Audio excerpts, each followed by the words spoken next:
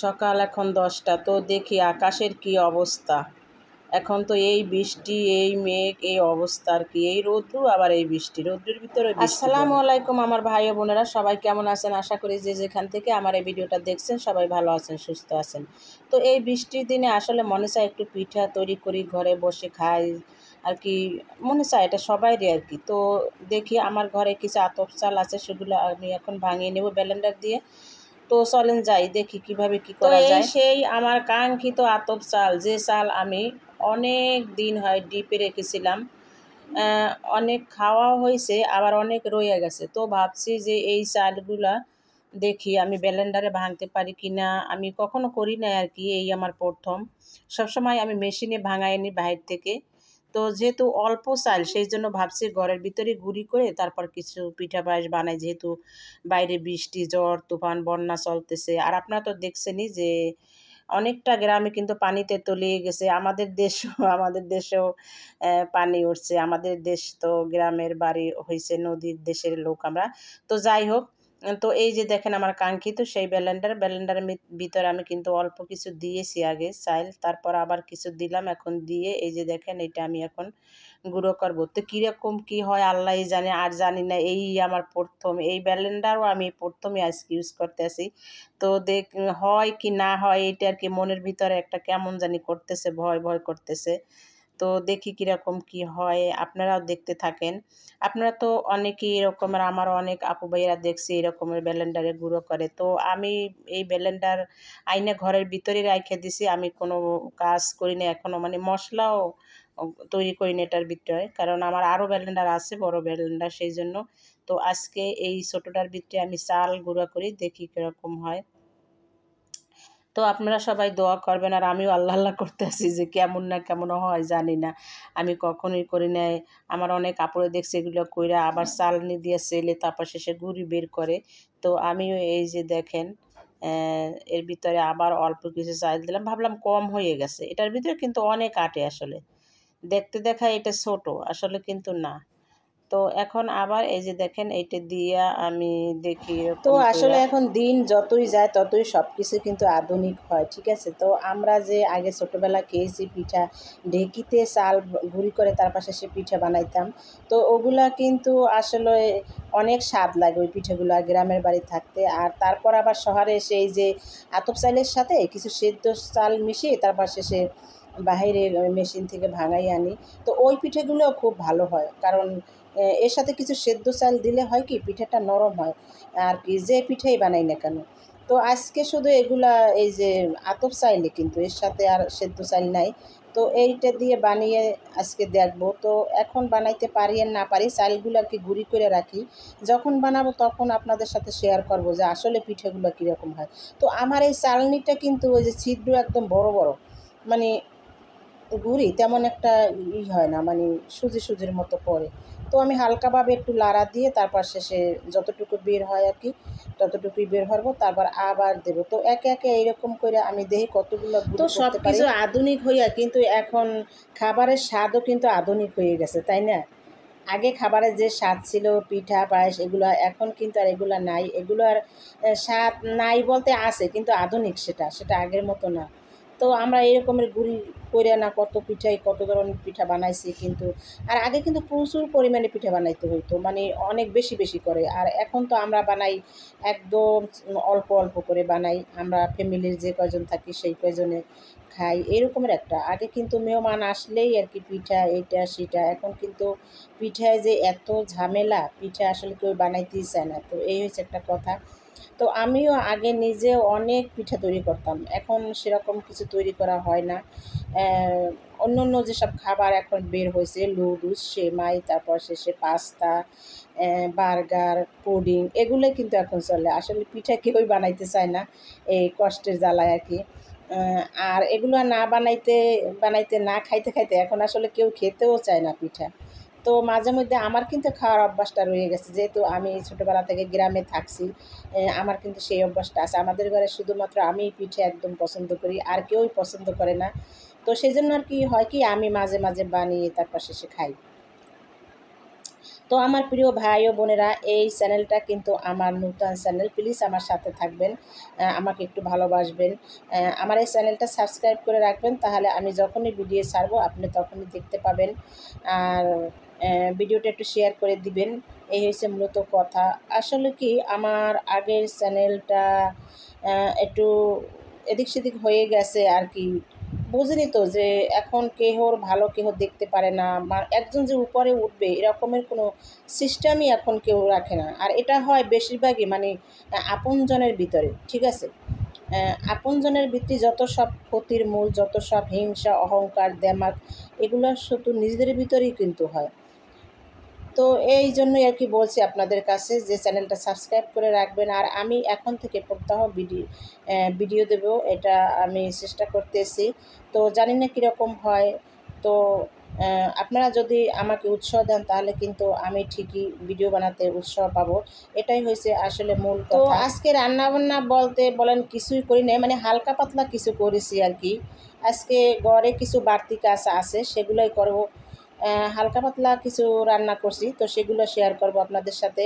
রান্না আমার অলরেডি শেষ, আর কিছু বাড়তি কাজ আছে সেগুলোই করব। তো ঘরের ভিতর তো কত কাজই করি আমরা, হয়েছি আমরা মেয়ে মানুষ, তো আমরা কাজের মানুষ, আমরা সবসময় কাজ করি। তো সেগুলো আর সব কিছু তো আর ভিডিওতে দেখানো যায় না, এটাই হয়েছে মূল উদ্দেশ্য। তো আসলে যেগুলা আমরা করি সেগুলা সারাদিনই আমাদের কাজের মাধ্যমেই চলে যায় আর কি। তো অল্প কিছু আর কি আপনাদের সাথে আর কি শেয়ার করতেছি। তো আজকে কি কি রান্না করলাম সেগুলো আপনাদের সাথে একটু শেয়ার করি এখন। এই যে দেখুন, আমি টেবিলে সব কিছু গুছগাছ করে রেখেছি। আমার ছেলে স্কুল থেকে এসেছে, সে ঘুমাইতেছে অলরেডি ওই রুমে। মানে একদম সকালবেলা উঠে তো স্কুলে যায়, ওদের হচ্ছে মর্নিং শিফট। তো সকাল 7টা বাজে যায়, ওর ঘুম একটু কমতি হয়ে যায়। তো সেই জন্য কী করে, এক দিন আইসে না, আবার টিভি দেখতে দেখতে আবার সে ঘুমিয়ে পড়ে। এই হচ্ছে অবস্থা। তো আসলে আমি একা একাই ভিডিও বানাই ঘরের ভিতর, আমি কি করি না করি সেগুলো নিয়ে মূলত আমার ভিডিও, আমি যে কাজ করি সেগুলোই আর কি। এর চেয়ে আর দেখানোর কিছুই নাই। আর যেহেতু আমি এই চ্যানেলটা আবার নতুনভাবে খুলতেছি, তো অবশ্যই অনেক কিছু দেখতে পাবেন। আমি বাসাটা অলরেডি আমি ছেড়ে দিয়েছি। এর আগের ভিডিওতে দেখছেন আমি যে একটা বাসা অলরেডি দেখে ফেলেছি। আবার আজকেও একটা দেখব, আশা আছে ইনশাআল্লাহ, দোয়া করবেন। যদি খাপ মতো পেয়ে যাই তাহলে নিয়ে নেব। আর এই যে দেখুন, আমি আমার কী কী খাবারগুলো আজকে রান্না করছি। আজকে এই যে একটা এই খাবারটা রান্না করছি, কি খাবার বলতে, এটা যে মসুর ডাল দিয়ে তারপর বড়া বানিয়েছি এটা, আর এটার সাথে পাতলা ডাল টমেটো দিয়ে রান্না করছি। তো অনেক দিন হয় আমার এই বড়া খাইতে মন চাইছে। আর ডিম ভাজি করছি, আর ভাত রান্না করা আছে অলরেডি। আর গরুর মাংস ভিজিয়ে রেখেছি, ওগুলো পরে রান্না করব, এখন ভিজে নেই, অনেক লেট হবে ওটা রান্না করতে আর কি। দুপুর আর কি আমরা এটা দিয়েই খাবো। আর ছেলে হয়েছে এখনও ঘুমাইতেছে, ওর বাবা আসে নাই। আর হইলো এই জায়গাটা আমি এখন মোছামাছি করে নেব। তো আমি অল্প কিছু গুঁড়ি বের করছি, ওইটা আমি এখন ভিজিয়ে রাখবো। মানে গুঁড়িগুলো কেমন, আমার চালনিটা তো মোটা ছিদ্র, সেই জন্য তেমন একটা মিশ পড়ে নেয়। তো সেই জন্য একটু গুঁড়িটা আমি ভিজিয়ে রেখেছি। আর এখানে আরও চাল রয়ে গেছে, তো ভাবতেছি যে কি করব, এতগুলা গুঁড়ি করে আবার কি করব না করব, সেই জন্য আস্তায় রেখে দিছি। তো এই হয়েছে আর কি আমাদের জীবনযাপন। আমরা মহিলারা শুধু ঘরে বসে এগুলোই করতে থাকি, এই কাজ সেই কাজ, আমাদের টুকিটাকি, আমাদের আর শান্তি নেই সব। তো আমি হয়েছে একদিন অনেকগুলো লেবু কিনছিলাম, প্রায় 2 কেজির মতো লেবু। তো সেই লেবুগুলো আমি ফ্রিজে নরমালে রাখার পর দেখি আমার অনেকগুলো লেবু নষ্ট হয়ে যাইতেছে। তখন আমি কি করব, তাড়াতাড়ি করে আমি এই লেবুগুলারে আমি একটা ডিব্বার ভিতরে পানি দিয়ে তারপর শেষে ডুবিয়ে তারপর ডিপে রাখছিলাম, ঠিক আছে। দেখেন তো লেবুগুলার রস একদম ঠিক আছে, কিন্তু চোকলাটা একটু এই যে দেখেন কীরকম হয়ে গেছে, বাদামি কালার। তো এগুলার রস আমি এখন বের করব, তারপর দেখেন আমি কি করি। তো দেখতে থাকুন আমার সম্পূর্ণ ভিডিওটা। তো এই যে এখন এই বাটিটা নিয়েছি আমি, এই বাটিটার ভিতরে আমি এই যে হাতে আমি একটা পলিথিন পেঁচিয়ে নেব, নয়তো বা আমার হাত একদম শেষ হয়ে যাবে। এই যে না, হাতে পলিথিন পেঁচালে হবে না, আমার মেশিন আছে যদিও, কিন্তু মেশিনে দিয়ে করলে কি আমার না মন ভয় না লাগে, যেন এটা রস বের হবে না নাকি এইরকমের একটা লাগে আমার কাছে। তো সেই জন্য আমি যে হাতেই বের করতেছি, মেশিনে আর চাপ দিয়ে বের করতেছি না, আমি হাতেই বের করতেছি। তো দেখি কি পরিমাণ রস হয় আমার এই লেবুগুলায়। এগুলা নর্মাল একদম নষ্ট হয়ে যাইতো, তো আমি বুদ্ধি করে ডিপের ভিতরে রাইখে দিছি পানি দিয়া। তো একটা থেকে এতটুকু বের হয়েছে, যে দেখেন অনেকটি কিন্তু বের হয়েছে। এখন এইভাবে একে একে করে আমি সবগুলো লেবুর রস বের করব, হাত দিয়ে চিপি একদম। দেখেন কী রকমের রস, আরও রস বেশি হয়েছে। নর্মালে রাখলে যে হইতো না, ডিপে রাখার পরে আরও রস বেশি হয়েছে। আর সিল্কাটা একদম পাতলা হয়ে গেছে, যে দেখেন সিল্কাটা একদম পাতলা হয়ে গেছে। আর রসগুলা বের করতেও কিন্তু এখন অনেক সহজ হইতেছে। এই যে দেখেন। তো এইভাবে আমি একে একে খুলে সবগুলোই বের করবো রস। এই যে দেখেন কী পরিমাণের রস, দেখেন কী পরিমাণ, দেখেন এই যে।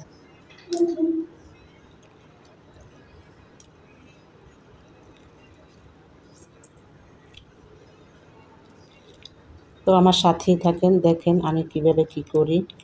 আপনারা চাইলে এইভাবে করতে পারেন, কারণ এই লেবুর রস কিন্তু অনেক কাজে লাগে। এমন একটা সময় আছে যে আমার এখনই লেবুর রসের দরকার, কিন্তু লেবু ঘরে নাই, তখন কিন্তু এটা দিয়ে কাজ সারা যাবে।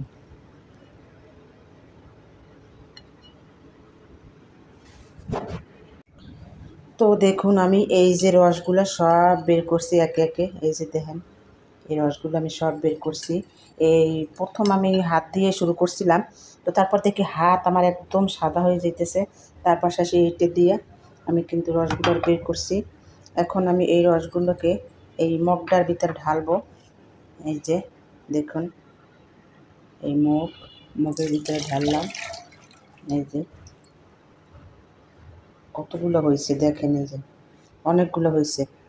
এগুলো কিন্তু অনেক কাজেই লাগবে।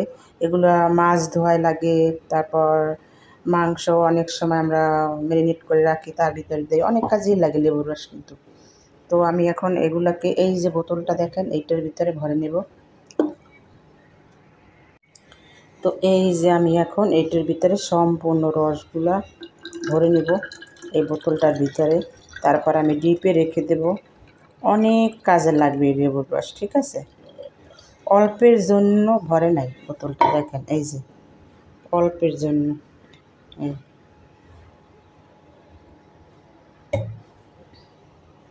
এই যে এখন আটকেই আমি রেখে দেবো।